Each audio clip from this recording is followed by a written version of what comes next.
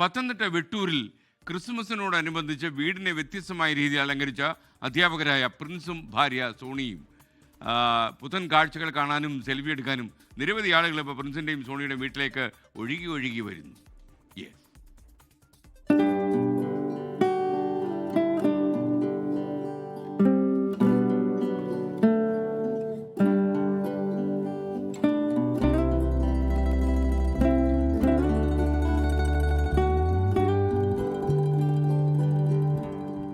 ഓരോ ക്രിസ്മസ് ആഘോഷങ്ങളും വ്യത്യസ്തമാക്കുകയാണ് അധ്യാപകനായ പ്രിൻസും ഭാര്യ സോണിയും.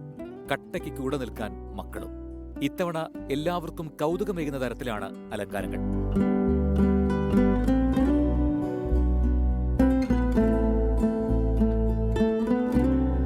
എന്തുകൊണ്ട് ഓരോ ആഘോഷങ്ങൾക്കും വ്യത്യസ്തത തീർക്കുന്നു എന്ന ചോദ്യത്തിന് അധ്യാപകൻ പ്രിൻസിനും ഭാര്യ സോണിക്കും കൃത്യമായ ഉത്തരമുണ്ട്.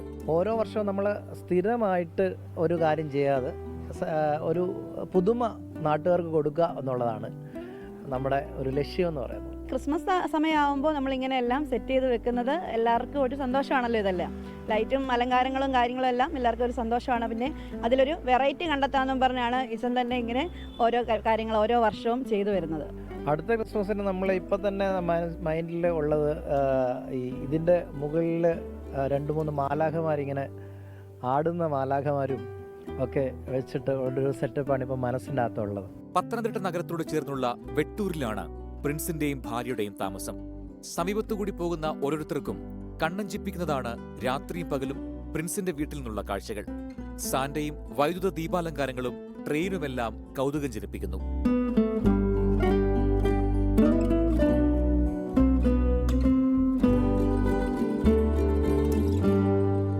ആഘോഷങ്ങൾ ഏതുമായാലും അതിന്റെ അങ്ങേയറ്റം ആസ്വാദ്യകരമാക്കുക എന്നുള്ളതാണ് ഈ കുടുംബത്തിന്റെ ആഗ്രഹം. അത് ക്രിസ്മസ് ആയാലും ന്യൂ ഇയർ ആയാലും ആവേശം ഒട്ടും കുറയാറില്ല. 24 പത്തനംതിട്ട. ലോകത്തെവിടെയായാലും ഏത് സമയത്തും 24 വാർത്തകളും ഓഗ്മെന്റഡ് റിയാലിറ്റി പാക്കേജുകളും എക്സ്പ്ലെയിനറുകളും വിശദമായി കാണാൻ ഞങ്ങളുടെ യൂട്യൂബ് ചാനൽ നിങ്ങൾക്ക് സബ്സ്ക്രൈബ് ചെയ്യാം.